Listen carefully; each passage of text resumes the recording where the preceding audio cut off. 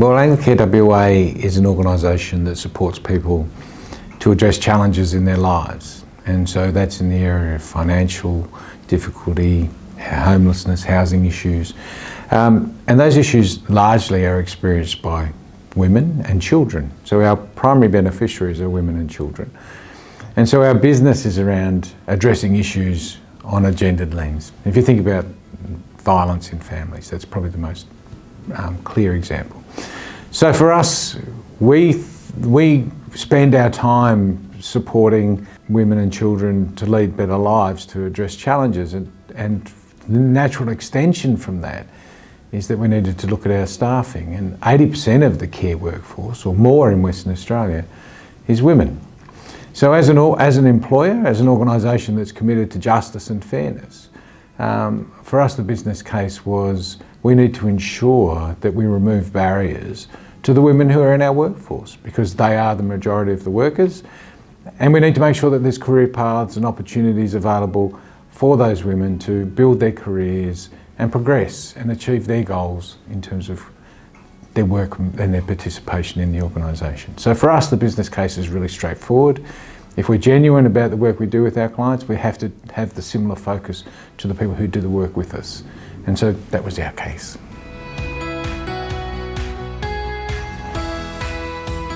Well, the first step in the gender equity journey was really talking to people. So talking to CEOs for gender equity, in fact, about where we were, what we needed to do, how we could go about it. And really the discussion was a prompt in terms of, we haven't really looked at this. We were based on some assumptions. So our first step was really data.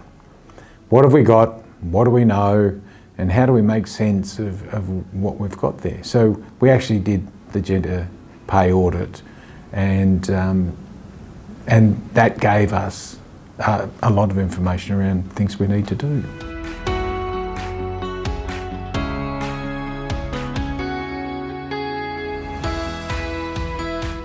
I think the data exercise was the first one. We had to get a baseline of where we were.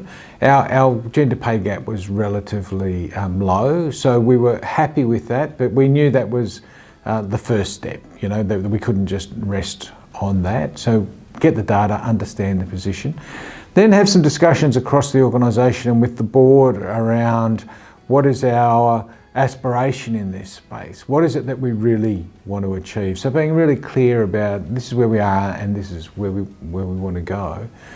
And then it was exploring opportunities to improve not only the gender pay gap, but the experience of women in our leadership. So we have a lot of senior women who work part-time. Family friendliness is really, really important to us. It's about making training opportunities available. So we invest a lot in performance discussions with people around what is it that you want to achieve, career planning, you know, organisational development and the people within that. I think that was really, really important for us. And making some public or organisation-wide statements and commitments. So it's making sure that that opportunities were available. So we have a new and emerging leaders program that we run, and we targeted aspirational women, young women primarily, and said that we think that you've got a career with us. What can we give you? And so we made those opportunities available, not exclusively to women, but ultimately when 80% of your workforce are women, we need to make sure that 80% of the learning and development opportunities go to those women or more. And they're the sorts of things that we did. So we got a real sense of our position, we got a real sense of our aspiration, and then we looked at the tools that could make a difference. I don't think we did enough of the aspirational work. We weren't clear enough. That second step I spoke about, we probably didn't do that as strongly as we needed to, but we have gone back to that. We've just redone our salary gap survey. We do that for WGA. That has confirmed that we're on the right path. Our staff survey, annual staff survey, we cut that data by gender. We didn't do that initially. So we've thought we need to do that.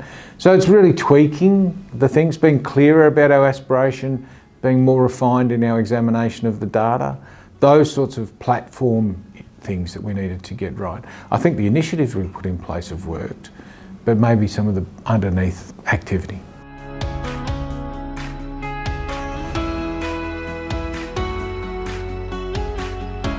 I think it's really obvious that the leadership work is happening.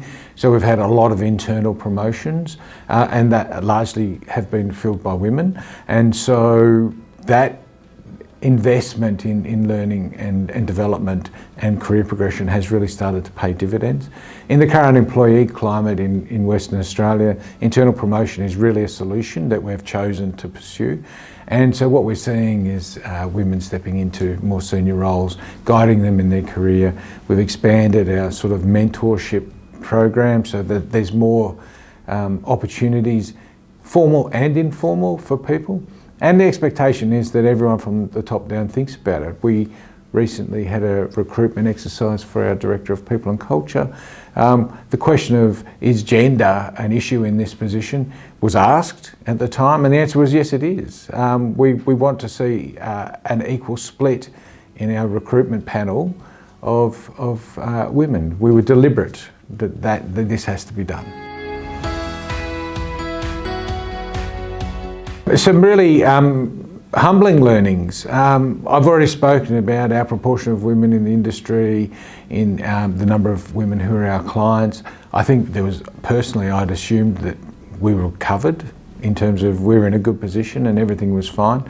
The data reflected that, but I think what my personal learning was that there's always more to be done, that this is not something that you can just rely on happening, that it actually requires intent to deliver improvements in this space. And while we started in a good spot, and I think I was a bit comfortable in that spot, so the considerations took me personally out of my comfort zone, but the results of that have been really strong. We've improved our position further, and I think we are now an employer of choice because people see that we're putting in that extra effort.